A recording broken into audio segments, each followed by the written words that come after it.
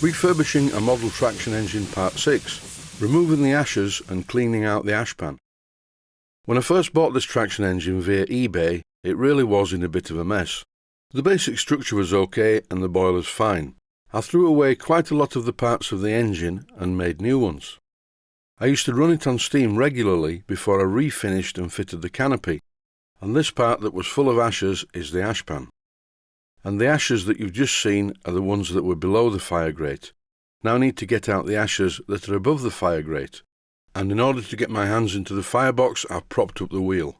This engine has a split grate. The fire grate is in two halves, and all you do is lift up the fire grate inside the firebox and all the ashes drop out.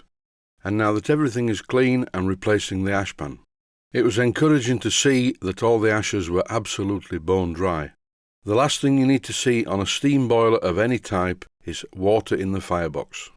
Repairing a leak in a firebox in a copper boiler is not a bundle of laughs. That's it from me in this video. It's mainly about running the engine.